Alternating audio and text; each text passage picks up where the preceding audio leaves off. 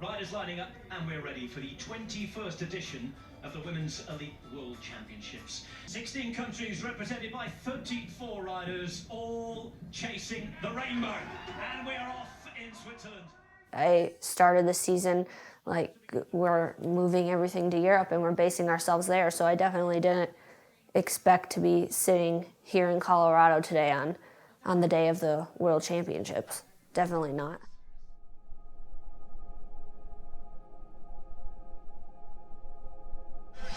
The American Kaitie Keough, the 26-year-old from Wisconsin, in front of the home crowd, riding in to her very first Cannondale UCI Cyclocross World Cup win. I had to reevaluate after my first World Cup win. I had my ideas of what I thought it would feel like, and once I finally achieved that, it was the total opposite, and that was kind of a, like, well, why am I doing this if that's how it felt?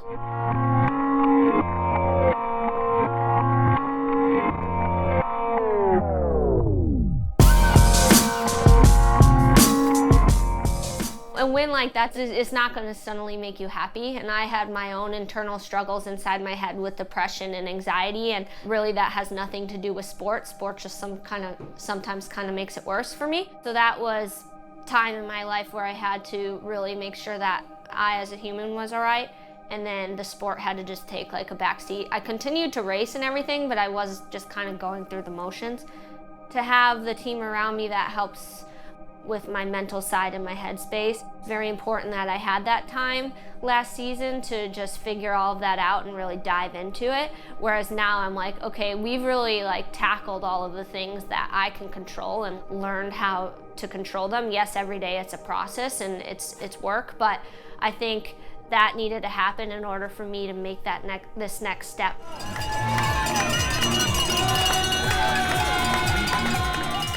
So this winter, for the first time, we are going to Belgium for the entire season, basing ourselves there. In the past, I've always just gone back and forth. So this year, I'm fully committing and going to do my entire season there.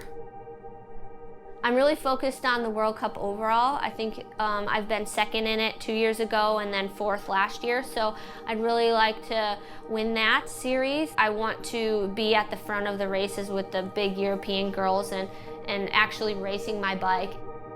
Stu, our team manager, and my husband Luke are fully behind it and have been really key factors in like planning this whole thing. And then also my mechanic Gary is a really important factor as well. He loves it over there. Stu's familiar with how everything operates over there. My husband's raced road in Europe. I think we just have a good crew of people that are behind and helping the plannings.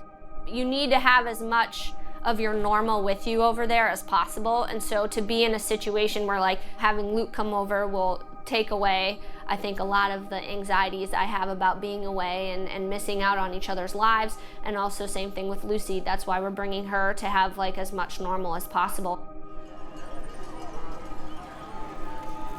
I think my biggest competitor always is going to be my mind.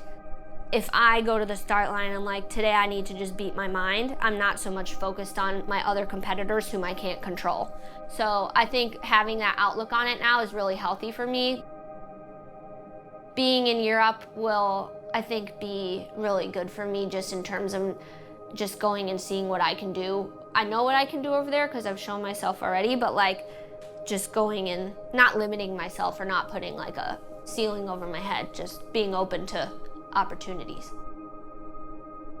It's super important to have a really solid support structure and a group of amazing people behind me that believe in this goal and dream of mine as much as I do. I started racing with Cannondale when I was 18 years old, and I'm 27 now. So this is my 10th season with them. Yeah, it's a long time, and I'm very fortunate to be with a brand and a company that's been like supported me through everything and brought me up and developed me, and they've been very patient with me when I've been in my low moments and celebrated with me when we've had the good ones, so I'm very thankful.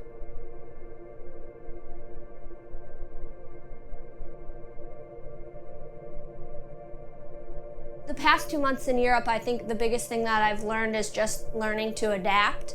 I've always known that it's an important thing, but I've never really had to put it into practice, especially racing in North America. So I've had a couple really good World Cups, and those have been highs. A few of the lows, Coxside was a low, but that's always kind of a low for me. I think I've only ever had one good ride there.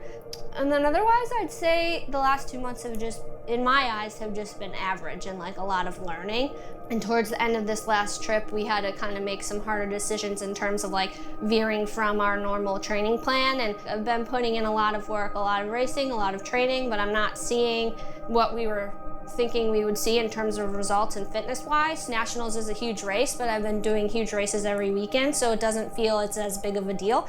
And I think that may be helping my mindset heading into the race, because at the end of the day, it just is another bike race. Yes, it is a big deal because it's the Nationals, but I'm not looking at it like that.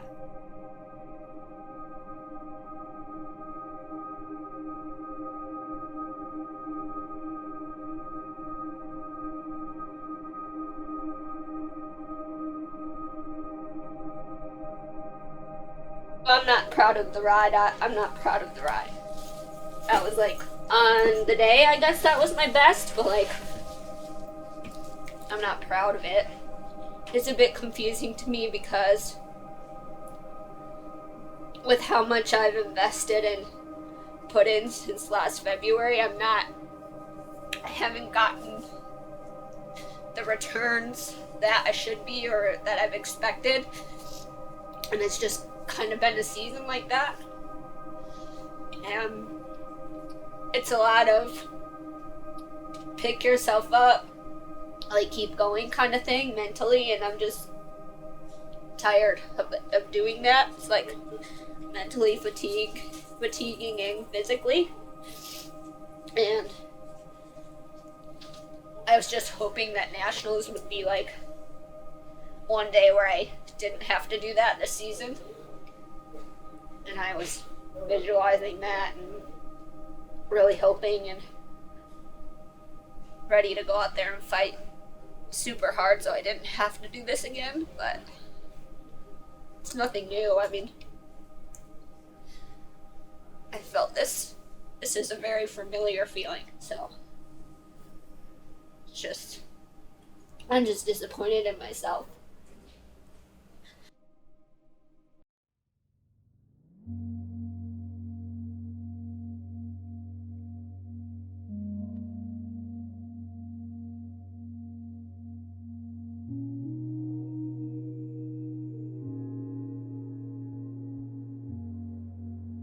And Namur was epic. Incredible rains and heavy mud, a gnarly course. And she had another disastrous race. That was the first time I've ever seen her quit a race. And I got a text shortly after the race that said, "I'm coming home. I've given this some thought. I'm done. I'm just gonna come home. I'm struggling." And emotionally, she was completely distraught.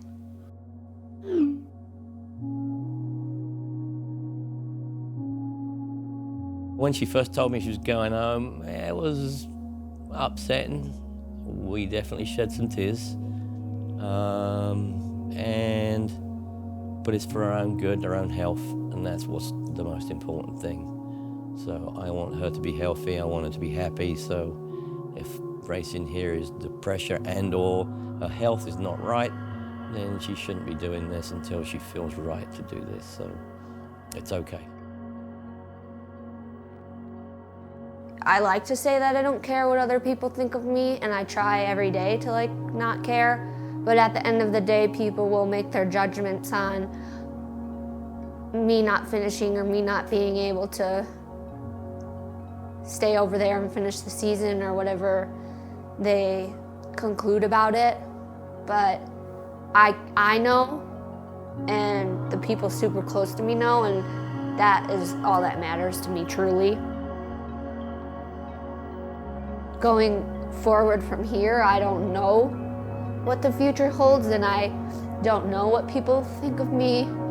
Feel 100% like there's value in having taken that next step and had the strength and bravery to like step outside of my comfort zone, because again, it's super easy to stay here and like I wanted to be uncomfortable and push outside of that box, and yeah, I'm proud of myself. Yeah, it didn't go how I wanted or how any of us wanted, and it sucked, but I'm happy that I tried, and I think that tells me a lot about myself and what I have to give and how strong I am.